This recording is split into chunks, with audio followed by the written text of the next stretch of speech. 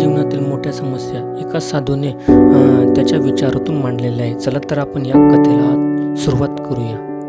हिमालयाच्या पर्वतरांगांमध्ये कुठेतरी एक महान विद्वान राहत असल्याची गोष्ट फार पूर्वीची आहे. लोकांमध्ये राहून त्याला कंटाळा आला होता आणि आता त्याला देवाची भक्ती करून साधे जीवन जगायचे होते. पण त्याची कीर्ती अशी होती की दुर्गम डोंगर, पर्वतरांगां, अरुंद वाट, नद्या, नाले ओलांडूनही लोक त्याला भेटू इच्छित होते. हा विद्वान आपल्या सर्व समस्या सोडवू शकतो असा विश्वास होता. त्यावेळी काही लोक त्याचा शोध घेत त्याच्या झोपडपट्टीत पोचले. पंडितजींना त्यांना थांबवायला सांगितले. 3 दिवस उलटून गेले. आता बरेच लोक तिथे पोचले आहेत. लोकांसाठी जागा कमी पडू लागली. तेव्हा पंडितजी म्हणाले, आज मी तुमच्या सर्व प्रश्नांची उत्तर देईन, पण तुम्हाला वचन द्यावे लागेल की येथून गेल्यावर तुम्ही काही सांगणार नाही. हे ठिकाण इतर कोणासाठीही, जेणेकरून आजपासून पुढे ही माझी साधना एकांतात राहून साधना करू इच्छितो. चला, आम्हाला आपल्या समस्या सांगा. हे ऐकून कोणीतरी आपली समस्या सांगू लागला, पण तो काही शब्द बोलू शकला होता की मध्येच कोणीतरी आपला दृष्टिकोन सांगू लागला. आजच्या नंतर पंडितांशी बोलण्याची संधी मिळणार नाही हे सर्वांना माहीत होते. त्यामुळे त्यांना लवकरात लवकर आपला मुद्दा मांडायचा होता.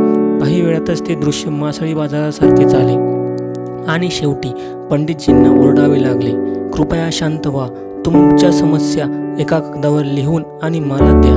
प्रत्येकाने आपल्या समस्या लेखी पाठवल्या. पंडितजींनी सर्व कागदपत्रे घेतली, एका टोपलीत टाकली आणि मिसळून म्हणाले, ही टोपली एकमेकांना द्या. प्रत्येक व्यक्ती एका चिठ्ठी उचलेल आणि ती वाचेल. मग प्रत्येकाला ठरवायचे आहे की त्याला त्याची समस्येची जागा त्या समस्येने घ्यायची आहे का. प्रत्येक जण कागदाचा तुकडा उचलायचा, वाचायचा आणि घाबरायचा. एकामागून सर्वांनी चिठ्ठी पाहिल्या, पण कोणीही स्वतःच्या ऐवजी दुसऱ्याची अडचण, समस्या घ्यायला तयार नव्हते. तर स्वतःची समस्या किती मोठी असली तरी ती इतरांच्या समस्येइतकी गंभीर नाही असे प्रत्येकाला वाटायचे. 2 तासानंतर सर्वजण आपापल्या चिठ्ठ्या हातात घेऊन परत आले. त्यांना आनंद झाला की त्यांची समस्या त्यांना वाटली इतकी मोठी नाही. मित्रांनो, कथेचे तात्पर्य, असा कोण असेल ज्याच्या आयुष्यात एकही समस्या नसेल. आपल्या सर्वांच्या आयुष्यात समस्या असतात. आपल्याला वाटते की सर्वात मोठी समस्या आपली आहे, परंतु माझ्यावर विश्वास ठेवा. या जगात लोकांच्या इतक्या मोठ्या समस्या आहेत की त्यांच्यासमोर, आपल्यासमोर काहीच नाही. म्हणून देवाने जे काही दिले आहे त्यासाठी त्यांचे आभारी राहा आणि आनंदी जीवन जगण्याचा प्रयत्न करा.